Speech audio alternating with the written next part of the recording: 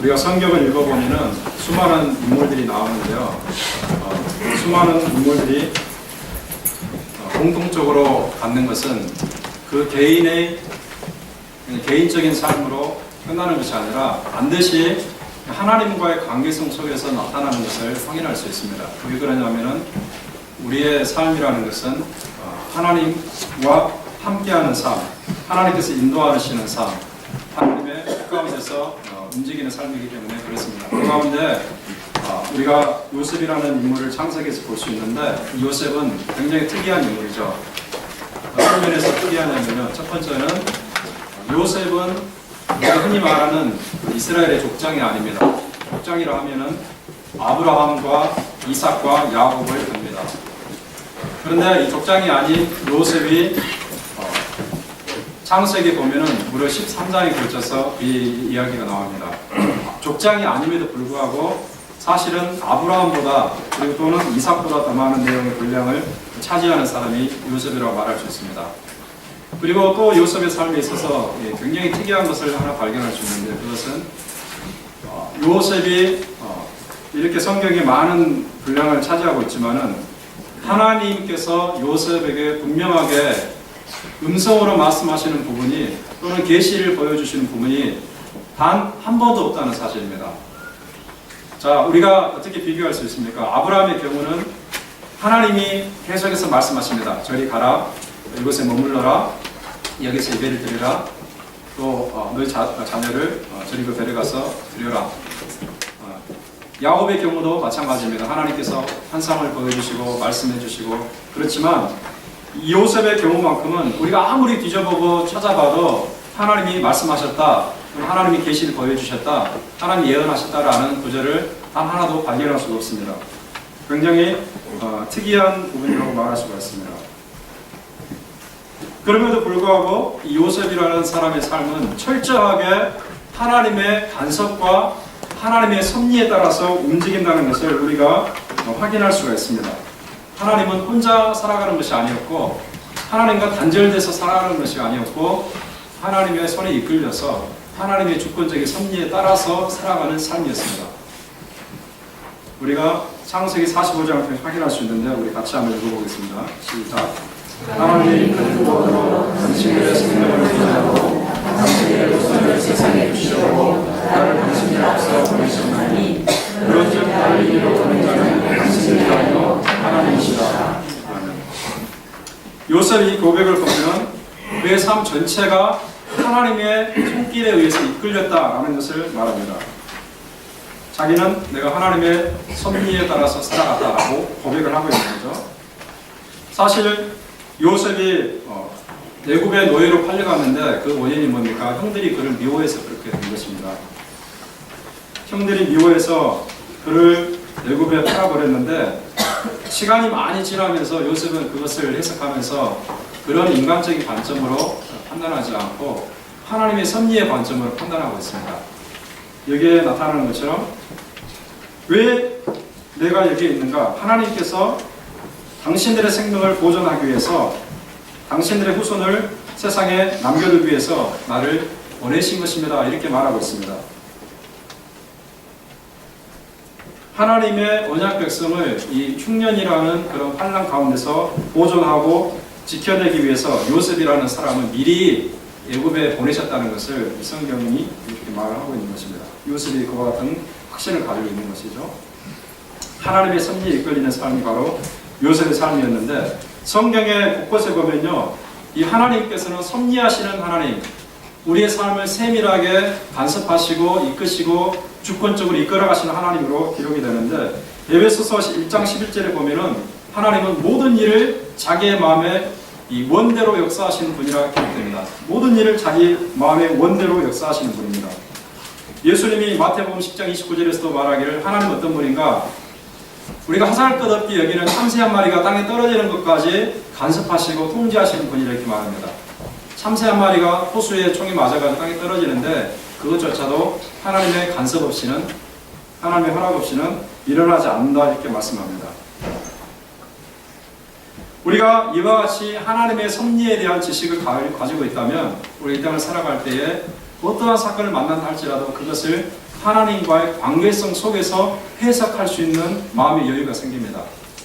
내가 어떤 특별한 고난을 당한다, 어려움을 당한다, 그것만을 가지고 이렇게 절망하고 고통스러워하는 것이 아니라 이 고난이라는 것이 나에게 왜 일어나는 것인가, 하나님께서 왜 나에게 이것을 허락하시는 것인가, 왜 하나님께서 나에게 이런 길로 이끄시는 것인가, 이 하나님과의 관계성 속에서 해석하고 파악하고 그 가운데서 하나님의 그 의미, 하나님께서 주고자 하시는 의미를 캐낼 수 있는 그런 신앙이 생기는 거죠. 이것이 바로 신앙인의 모습입니다. 신앙인은 단독자로 서서 살아가는 게 아닙니다. 자기 인생을 홀로 개척하고 홀로 헤쳐나가는 것이 신앙인이 아니라 모든 사건을 하나님과의 관계성 속에서 해석하면서 하나님의 관점으로 볼 수 있는 눈을 가지고 살아가는 것이 바로 신앙인의 모습입니다. 이렇게 우리가 이 땅을 살아갈 때 어려움이 있다 할지라도 하나님께서 만들어내실 영광스러운 미래를 생각할 때 우리는 그 가운데서 소망을 발견할 수 있는데, 우리가 함께 이 구절도 읽어보기를 원합니다. 시작. 우리가 알겠다. 하나님을 사랑하는 자, 그 뜻대로 부르심을 주는 자들에게는 모든 것이 합력하여 선을 이루느니라. 아멘. 사실 우리가 이 땅을 살아갈 때 좋은 일만은 만나지 않거든요. 여러분이 스스로 삶의 현장에서 경험하는 것들을 매일같이 느끼실 것입니다. 정말 이해하기 힘든 어려움도 많이 만나고 참 납득하기 어려운 그런 사건도 만나는데, 그러나 섭리의 하나님, 나를 붙드시는 하나님이 계시는 것을 알 때에 이 모든 삶의 결국은 어떻게 종결되는가, 우리를 멸망시키는 방향으로 나가지 않고 우리에게 선을 가져오는 방향으로 나간다는 것을 알 수 있어요. 모든 것이 합력할 선을 이룬다고 그랬죠. 마치 여러분 옛날에 저희 어머님들이 그 술을 많이 놨는데, 술을 보면은 이렇게 술을 놓는 그 뒷면을 보면은 굉장히 여러 가지 실들이 얽혀 있어가지고 지저분하게 보입니다. 무슨 그림인지도 모르겠고 그냥 가위로 잘라버리고 싶은 그런 마음이 들 정도인데, 그러나 술을 놓은 뒤편을 보게 되면은 굉장히 아름다운 그림이 그려져 있죠. 마치 그런 것입니다. 우리가 살아갈 때 깨닫지 못하고 이해하지 못하고 해답을 얻을 수 없는 것 같은 그런 어려움들이 많이 있지만, 우리가 하나님의 손에 붙들려 있기만 한다면, 하나님과 동행하는 삶을 살기만 한다면 이 모든 삶의 결국은 아름다운 한 폭의 수채화를 만드는 것처럼 아름다운 그림으로 나타난다는 것이죠. 이것을 우리가 요셉의 삶을 통해서도 확인할 수가 있습니다. 지금 우리가 읽은 본문 말씀은 요셉이 17살에 일어난 굉장히 그의 인생에 있어서 한 단면을 나타내는 사건입니다. 그런데 요셉이 17세에 만났던 이 사건은 우리에게 굉장히 많은 내용을 전달해주고 있는데, 특별히 하나님과의 관계성 속에서 그것을 보여줍니다. 우리가 주목할 것은 요셉은 지금 아버지 야곱의 사랑을 독차지하고 있는 반면 형들에게 미움을 받는 굉장히 대조적인 삶을 살아가고 있습니다. 우리가 본문을 보면요, 3절에 보면은 그런 내용이 있죠. 아버지가 요셉을 사랑해서 채색 옷을 지어 입혔다 이렇게 되어 있습니다. 요셉을 굉장히 사랑했다 이렇게 되어 있습니다. 반면에 4절과 5절과 8절을 보시면은 우리가 어떻게 기록된 내용을 볼 수 있습니까? 형들은 아버지와 달리 요셉을 미워했다 이렇게 기록됩니다.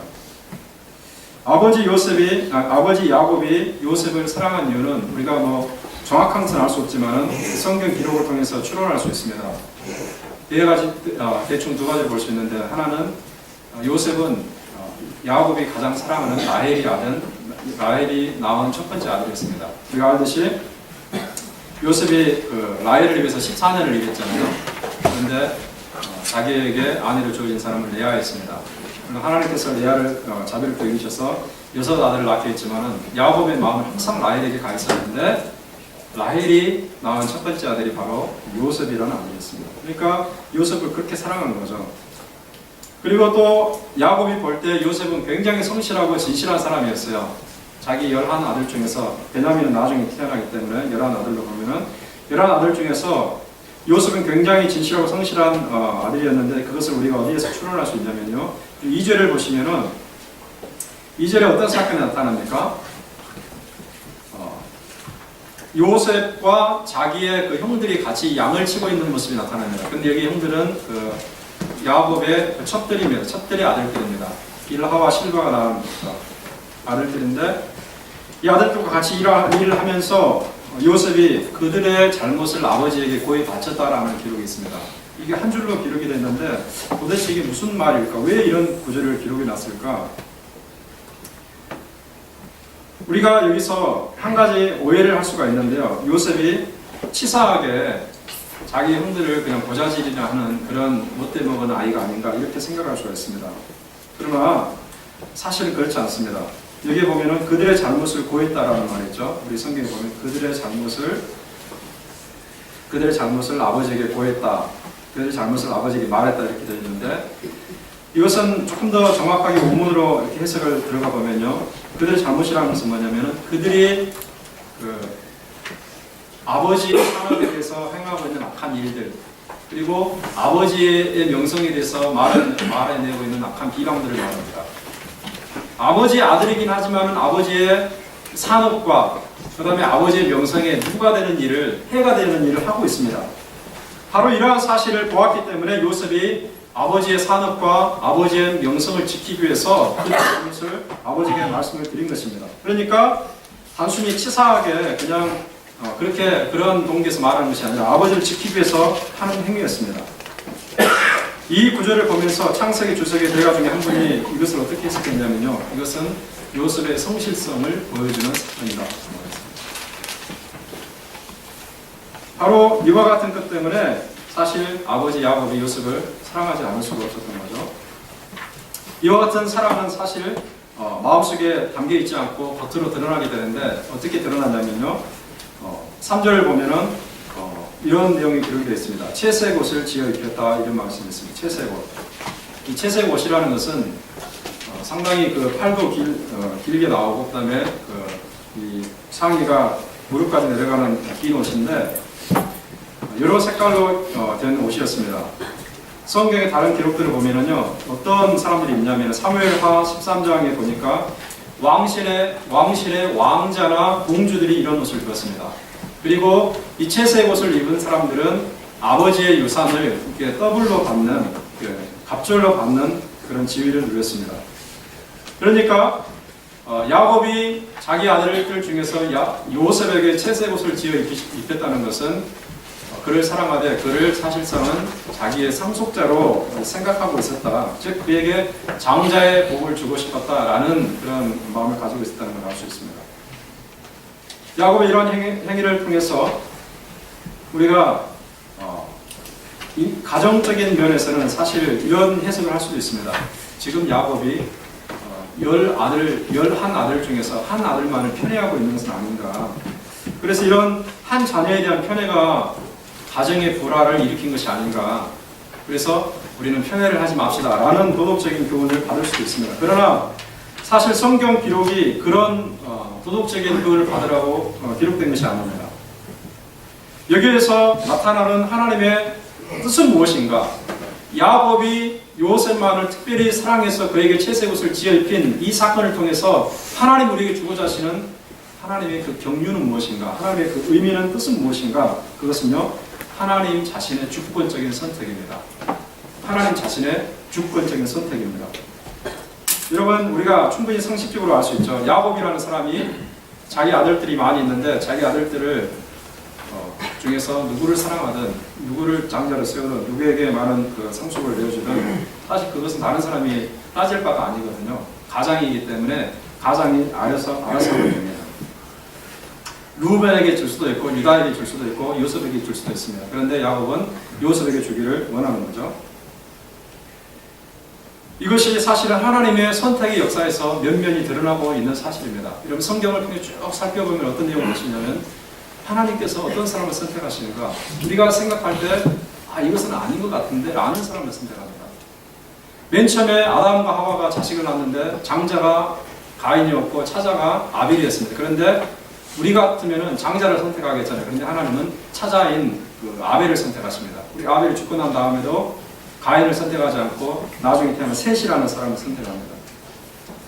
그 다음에 이삭이 쌍둥이나 난 에석과 야곱도 보면 하나님은 에서가 아닌 장자 에서가 아닌 차자 야곱을 선택하시고 모세도 어떻습니까? 이스라엘의 지도자였던 모세는 사실상 그 형이 있었습니다. 3살 많은 아론이 있었는데 하나님은 아론이 아닌 모세를 선택해서 이스라엘을 구원하는 일을 하십니다. 이스라엘 역사상 가장 위대한 왕으로 꼽히는 사람은 다윗이라는 사람인데요. 다윗은 더 그렇죠. 다윗은 2세의 8아들 중에서 막내였습니다. 그러니까 그 위로 7명이나 되는 형들이 있었는데 하나님은 그 형들을 다 제끼고 다윗을 선택해서 이스라엘이라는 왕국을 세우셨어요. 다윗이 후계자로 물려진 솔로몬은 어떻습니까? 다윗보다 더 특이한 이력을 가지고 있습니다. 다윗에게는 이미 왕제가 될 만한 아들들이 있었어요. 장자 암논이 있었고, 그 다음에 다윗을 가장 많이 닮은 그 압살롬, 이스라엘에서 가장 인기가 많았던 압살롬이 있었고, 그 다음에 또 넷째 왕으로서의 그런 재질을 많이 가지고 있었던 아도니아가 있었고, 또 그 외에도 솔로몬보다 나이가 많은 형들이 많이 있었는데 하나님이 선택한 사람은 솔로몬이었습니다. 아주 연약하고 어린 솔로몬이었습니다. 굉장히 특이한 것을 우리가 발견할 수 있습니다. 메시아 역시 마찬가지죠. 메시아가 이스라엘에 오는데 예루살렘이라는 그 왕도에 오지 않고 베들레헴이라는 이름 없는 곳에 오셨고, 그리고 메시아가 성장한 것도 갈릴리라는 이방 지역에 불과했습니다. 이렇게 하나님께서 선택하시는 것을 보면은 굉장히 사람들에게 소외된, 또는 사람들이 생각할 때 그것은 아닌 것 같은 것을 선택하는 것을 볼 수 있습니다. 하나님 마음입니다. 우리가 쉽게 표현하면 하나님께서 자기 마음대로 선택하시는 것입니다.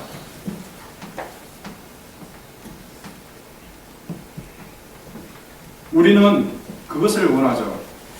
왜 하나님께서는 자타가 공인하는 네로라 하는 사람을 선택하지 않을까? 인격적으로 훌륭한 사람을 선택하면 좋겠고, 또 많은 재능 있는 사람을 선택하면 좋겠고, 또 두뇌가 뛰어난 사람을 선택하면 좋겠고, 세상에 유익한 많은 공헌을 남긴 사람을 선택하면 좋겠는데 하나님께서는 그렇게 하지 않거든요. 물론 그런 경우도 있지만 많은 경우에 그렇지 않은 것을 볼 수가 있습니다. 하나님께서는 왜 그러하신가? 세상의 모든 것이 자기의 결정에 따르기를 원하는, 그래서 자기가 원하는 사람을 선택하고 원하지 않는 사람을 선택하지 않는다는 것을 보여주고자 하는 차원입니다. 로마서 9장에 보면은 우리 같이 한번 읽어볼게요. 시작. 내가 본인의 자를 문제하고 불쌍히 된 자를 불쌍히 여기라. 그래서 다른 같이 하는 자와 말미암아 오직 그의 여신은 사도 바울이 구원론에 관해서 쭉 얘기하다가 하나님의 그 구원의 그 주권적인 면을 얘기합니다. 왜 하나님께서는 이렇게 일하시는가? 왜 하나님께서는 야곱은 선택하시면서 에서는 선택하지 않으시는가? 왜 하나님께서는 특정한 민족을 선택하시고 특정한 사람들을 선택하지 않으셨는가? 왜 하나님께서는 우리 같은 사람을 선택하시는가를 설명하면서 하나님께서는 자기가 원하는 사람을 선택한다. 아주 단순한 얘기를 하고 있습니다. 하나님이 그냥 원하면 선택하시고 하나님께서 원치 않으면 선택하지 않은 것입니다. 우리가 그 일에 대해서 하나님 이거는 정당하지 않습니다. 하나님 그것은 의로운 일이 아닙니다. 그거는 상식적인 일이 아닙니다. 라고 항의할 수 있겠지만 그 항의가 들어가지 않습니다. 왜 그렇습니까? 우리는 하나님이 만든 피조물에 불과하고 하나님이 창조자이기 때문에. 로마서 9장의 사도 바울이 계속 설명하는데 하나님이 토기장이라고 이렇게 얘기합니다. 도자기를 만드는 사람이 자기가 꽃병을 만들 수도 있고, 그 다음에 밥 먹는 그릇을 만들 수도 있고, 접시를 만들 수도 있고, 만들다가 마음에 안 들면 던져서 깨울 수도 있고, 그런 것처럼 하나님께서는 자기 뜻대로 하시는 분이다 이렇게 말하는 것입니다. 그 자기 뜻대로 하시는 분이 지금 사실 요셉을 선택하신 것입니다. 바보란 문총을 요셉이 사실은 받은 거죠. 그가 어떤 뛰어난 면이 있어서라기보다는 하나님의 그 주권적인 은혜로 인해서 선택을 받은 것입니다. 우리 역시 마찬가지예요. 지금 우리가 이렇게 주일날 예배를 드리는데 예배 드리는 것은 사실 하나님을 믿기 때문이잖아요. 물론 하나님을 찾는 구도자도 있습니다. 여러분 가운데 아직 믿음은 확실히 없으나 하나님을 믿고자 하는 마음이 있는 분도 있고, 예수 그리스도에 대한 믿음이 확실은 없으나 이 종교생활이 좀 필요한 것 같아서 이렇게 예배에 나오시는 분도 있습니다. 그러나 만약에 여러분 가운데 진정으로 예수님을 믿고 하나님을 따르는 사람이라면은 하나님의 선택이 여러분이 믿는 것이거든요. 그런데 왜 하나님께서 우리를 선택하셨는가? 왜 하나님께서 여러분을 선택하셨는가? 그것은요, 우리가 하나님께 내세울 만한 무슨 공적을 세운 것이 있기 때문이 아닙니다. 여러분 생각을 해보세요. 여러분이 과거에 어떤 위대한 사람들처럼 금욕을 하거나 무슨 수도를 하거나 고행을 하거나 그런 일을 하지 않았잖아요. 우리는 그냥 평범하게 살아가고 있었습니다. 그냥 평범하게 세상 속에 묻혀서 살아가고 있었습니다. 그런데 어느 날 하나님께서 우리에게 복음을 주시고 우리를 하나님의 자녀로 선택하시는 거거든요. 이것이 우리를 향하신 하나님의 과분한 은총입니다. 이 은총을 우리가 받았다면 사실상 우리가 하나님께 할 것은 하나님께 감사하는 마음을 표현하는 것밖에 없어요. 감사하는 마음을 표현하고 하나님께서 원하는 그런 삶을 기쁨으로 살아가면 그것을 족하는 것입니다. 감사하는 가운데 어떻게 하면 하나님 앞에서 내가 하나님을 기쁘시게 될까, 이런 마음을 가지고 살아가는 것 자체가 사실은 하나님을 따르는, 우리를 선택하신 하나님을 따르는 신앙생활이라고 말할 수가 있습니다. 그런데 우리가 이렇게 신앙생활을 할 때에 사실 쉬운 것이 아닙니다. 왜 그렇습니까? 하나님이 선택하신 대상에 대해서 세상은 삐딱한 시각을 가지고 미워하는 마음으로 다가오기 때문에 그런 것입니다. 핍박과 미움이 존재하죠. 여러분 4절 보면은 무슨 사건이 기록됩니까? 자기 형들이 요셉을 미워했다 되어 있습니다. 편안하게 말할 수 없다 이렇게 되어 있습니다. 5절에 보면은 요셉이 꿈을 꾸니까 더욱더 미워했다 이렇게 기록되어 있습니다. 8절에도 꿈으로 인해서 미워했다는 말이 있습니다. 이렇게 성경 기자가 3번에 걸쳐서 요셉을 자기 형들이 미워했다는 것을 기록하는 것은 그만큼 이것을 강조하는 거죠. 형들은 요셉을 확실하게 미워했다. 형들은 요셉을 확실하게 미워했다. 요셉의 형들이 그 아버지 야곱의 편애 때문에 불편한 심기를 갖는 것은 자연스럽습니다. 그래서 이렇게는 할 수 있을 것 같아요. 자기 아버지에 대해서, 왜 아버지는 우리가 아닌 요셉만 사랑하십니까? 라면서 아버지에게 항의를 할 수도 있을 것이고, 또 그게 안 먹히면은 이해하고 그냥 덮고 넘어갈 수도 있을 것입니다. 그런데 여러분 보세요. 이 요셉의 형들이 그 불편한 심기를 누구에게 쏟아붓고 있는가? 요셉에게 쏟아붓고 있어요. 요셉은 사실 죄가 없거든요. 그냥 아버지의 사랑을 받은 것밖에 없어요. 그런데 요셉의 형들이 요셉을 미워하고 있습니다. 최초에 하나님께서 아벨의 제사와 가인의 제사를 이렇게 보실 때에 아벨의 제사만 받으셨잖아요. 그런데 가인은 그게 화가 나가지고 아무런 죄가 없는 아벨을 쳐서 죽였거든요. 마찬가지예요. 요셉의 형들이 아버지의 사랑을 북차지하고 있는 요셉을 보면서 그를 미워하고 죽이려고 했습니다. 그래서 이것이 잘 안 되니까 애굽의 노예로 팔아버리면서 아버지에게는 짐승들이 물어서 죽었다는 그런 거짓까지 했습니다. 이와 같은 사실은요, 사실 구속 역사에 있어서 이스라엘의 메시아로 오시는 예수님에 관한 내용을 미리 보여주는 사건이라고 말할 수 있습니다. 요셉의 형들이 요셉을 미워한 것처럼 이스라엘 역사에 있어서 서기관과 바리새인과 율법사들이 메시아로 오신 예수님을 미워했습니다. 그래서 그를 십자가에 달리게 만든 거죠. 그런데 그 예수님은 이 동일한 일이 바로 예수님을 믿는 제자들에게도 일어난다고 말씀하시는데요.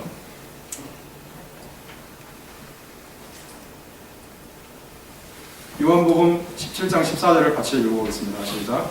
내가 아버지의 말씀을 주셔서 세상에 이르렀사오니 이는 내가 세상에 속하지 아니하는 것이 저희도 세상에 속하지 아니하느니라. 예수님을 세상은 미워했습니다. 세상은 예수님을 미워했습니다. 그런 것처럼 제자들도 세상이 미워할 것이라는 말을 하는 거죠. 왜 그랬습니까? 예수님이 세상에 속하지 않은 것처럼 제자들 역시 세상에 속하지 않기 때문에. 이 말씀은 예수님께서 선택하신 12제자들의 해당되는 말입니다. 사도행전에 그 내용들이 나타나잖아요. 그런데 이것은 12제자들에게만 해당되는 것이 아니라 12제자들처럼 예수님을 주님으로 믿고 살아가는 우리에게도 동일하게 해당되는 얘기입니다. 사실 불신자들의 영의 세계는 악한 영이 영향을 주고 있습니다. 그러므로 악한 영은 어떻게 해서든지 예수님에게 속한 하나님의 백성을 미워하고 시기하고 또 어떻게 해서든지 무너뜨리려고 노력하는 그런 모습을 보이고 있습니다. 이 사실을 우리가 사실상 피부로 느끼지 못할 수도 많이 있어요. 왜 그렇습니까? 우리가 너무나 자유로운 세상에 살고 있잖아요. 미국이라는 나라는 종교의 자유가 있고 이 직접적인 박해가 없습니다. 교회 다니는 것 때문에 여러분들이 손해보는 건 없잖아요.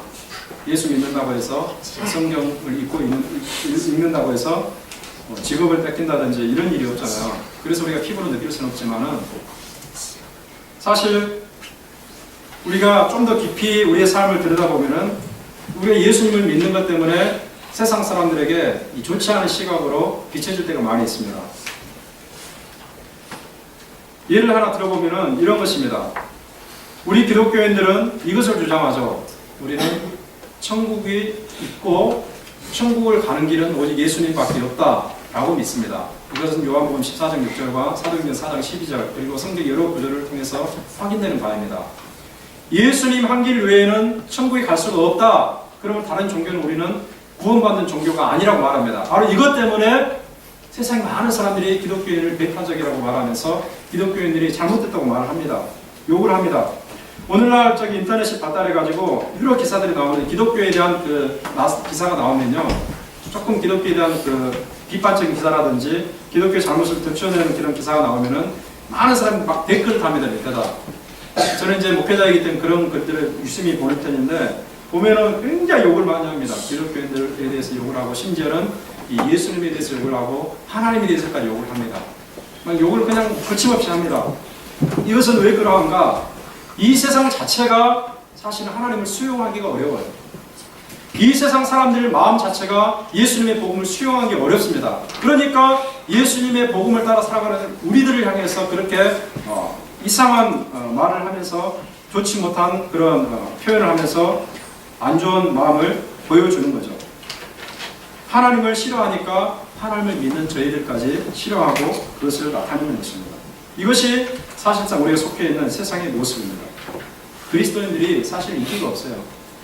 우리가 세상 사람들이 인기를 받기 위해서 세상에서 정말 사람들과 잘 지내기 위해서 또는 그 사람들에게 어떤 인정을 받기 위해서 신앙을 갖는다. 그러면 조금 우리가 시각이 잘못된 것 같아요. 우리는 기독교 신앙이 생명이기 때문에 이 기독교 신앙을 통해서 구원을 받기 때문에 이것이 하나님께서 이 땅에서 의도하시는 회복된 삶이기 때문에 신앙을 갖는 것입니다. 그런 것이지 세상에서 뭔가 우리가 좀 잘나 보이고 다른 사람이 인정받기 위해서 한다면 이것은 잘못된 길이라고 말할 수가 있어요. 세상은 오해하고 이해하지 못하고 조롱하고 미워합니다. 마치 요셉의 형들이 요셉을 미워하고 그렇게 했던 것처럼.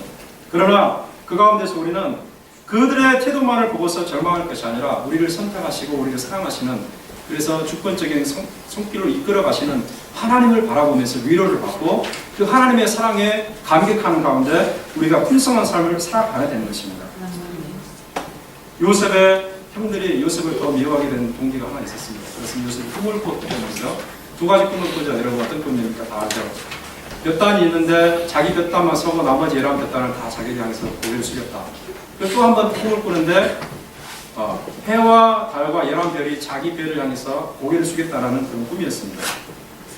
이런 꿈은 어떤 꿈입니까? 사실 하나님께서 요셉을 세상의 주권자로 삼으신다는 것을 말하는 꿈이었는데 형들이 이 꿈의 내용을 이해한 것 같아요. 여러분 한번 8절 한번 보시기 바랍니다.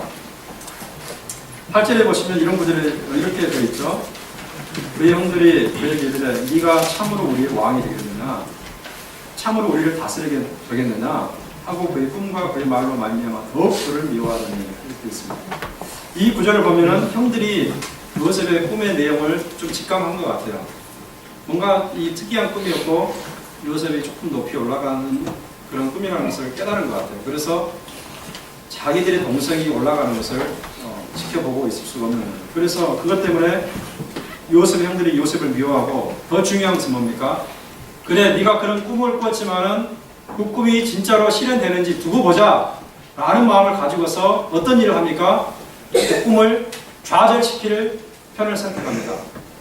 네가 세상의 주권자가 되고 우리와 아버지가 너를 향해서 고개를 숙이는 그런 네가 꿈을 꿨다고 하는데 그래 보자. 네 꿈이 진짜로 실현되는지 두고 보자 해가지고 나중에 요셉이 심부름 올 때 어떻게 했습니까? 구덩이에 던지죠. 그 다음에 애굽의 노예로 팔아버립니다. 이 일로 인해서 그들이 이렇게 생각했을 거예요. 자 봐라 요셉아 네가 꿈을 꿨지만은 그 꿈이 실현되겠냐. 이방 나라에 노예로 팔려간 네가 어떻게 세상의 주권자가 되겠느냐. 이제 다 끝났다. 어쩌면 그 노예로 끌려가고 있는 요셉을 보면서 비웃으면서 통쾌한 마음을 가졌을 것입니다. 여러분, 그런데 어떻습니까? 하나님은 정말 역설적인 신 하나님이세요. 그러한 사건을 통해서도 하나님은 요셉에게 주신 꿈을 이루어내고야 맙니다. 그렇죠? 노예로 팔려갔는데, 사지로 끌려갔는데 하나님은 그 가운데서 요셉을 일으켜가지고 요셉이 형들보다 우뚝 서고 형들에게 절을 받는 사람이 되게 하십니다. 이 사건이 나중에 나타나는데 창세기 43장에 보면 이렇게 말합니다. 그들이 대답하되 우리 종 우리 아비가 평안하고 지금까지 생존하였나이다 하고 머리 숙여 절하다이다. 이것은 언제 사건이냐면요, 요셉이 17세에 애굽의 노예로 팔려갔는데 요셉이 39세가 됐습니다. 애굽의 총리가 된 지 9년이 지났습니다. 애굽의 총리가 된 지 9년이 지난 다음에 요셉의 형들이 양식을 사기 위해서 애굽에 왔다가 요셉이라는 그 총리에게 절을 하는, 머리 숙여 절하다라는 표현이 있죠. 머리 숙여 절을 하는 모습입니다. 자, 어떻습니까? 요셉의 꿈이 문자적으로 이루어지는 것을 우리가 확인할 수가 있습니다. 세상은 하나님의 백성에게 하나님이 주신 꿈을 짓밟고 무너뜨리기 위해서 가진 수단을 다 하지만은 하나님은 어떤 형편에서든지 어떤 상황에서든지 하나님 주신 꿈을 성취해 내고야 만다는 것을 우리에게 보여주는 겁니다. 하나님이 요셉에게 주신 꿈이 우리에게 다 그대로 동일하게 적용되지는 않습니다. 우리에게 하나님 주신 꿈이 보편적인 내용으로 말하면 이런 꿈이라고 말할 수 있습니다. 하나님은 우리에게 어떤 꿈을 주셨는가? 이런, 물론 각자에게 다른 꿈을 주셨겠지만은 우리 그리스도인들에게 공통되는 꿈 하나를 우리가 분명하게 성경에서 찾을 수 있다면 그것은 바로 예수님이 재림하신 후에 우리가 천국에서 영원히 사는 것입니다. 이것이 우리에게 주어진 꿈입니다.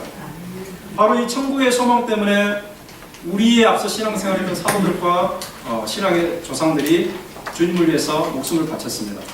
사도행전 26장에 보면은 어떤 사건이 기록되냐면요, 사도 바울이 아그리파 왕 앞에서 재판을 받는 모습이 나옵니다. 죄수의 모습으로 재판받는 광경을 한번 생각해 보세요. 피고자입니다. 재판관이 신문을 하고 검사가 신문을 하는 그런 가운데 피고인이 서 있습니다. 그런데 사도 바울이 어떻게 얘기하냐면요, 나는 왜 이 피고석에 서 있는가? 하나님께서 유대 백성들에게 주신 꿈 때문이다, 그렇게 말합니다. 하나님께서 유대 백성들에게 주신 소망 때문이다, 그렇게 말합니다. 그 소망이 무엇입니까? 부활의 소망이에요. 예수님이 다시 이 땅에 오시면 부활해서 예수님과 천국에서 살게 될 것이라는 소망입니다. 바로 부활의 소망 때문에 나는 여기에 피고인으로 서 있고 나는 재판을 받고 있습니다. 그러므로 나는 조금도 위축되거나 두려움을 느끼지 않습니다. 이렇게 말합니다. 여러분, 우리가 바로 이 꿈을 품어야 됩니다. 언제까지 품어야 됩니까? 천국 가는 그날까지. 예수님께서 이 땅에 다시 오시는 그날까지. 그리고 우리의 모든 삶을 움직이는 원동력으로 바로 이 꿈이 작용하도록 우리 그렇게 살아야 됩니다. 다시 말하면 삶의 축이 이 부활의 삶이라는 것을 우리가 알고 살아야 돼요. 여러분, 문을 여실 때 그 회전문 있잖아요. 회전문이라든지 여닫이 문을 보시면은 문을 열고 나는 축이 있잖아요. 그 축을 통해서 문이 열리고 닫고 그렇습니다. 그런 것처럼 우리의 삶의 모든 부분을 움직이는 축이 무엇이어야 되는가? 그것은 바로 천국에서 영원히 살게 될 것이라는 부활의 소망입니다.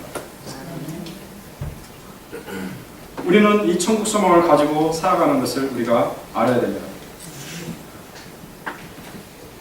하나님께서 주권적인 손길로 요셉의 삶을 인도하셨던 것처럼 우리 하나님께서는 주권적인 손으로 우리의 삶을 인도하시고 간섭하시고 이끌어 가십니다.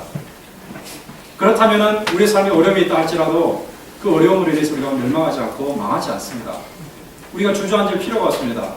모든 것이 하나님의 손에 이끌려 있기 때문에 합력하여 선을 하나님께서 이루어내십니다.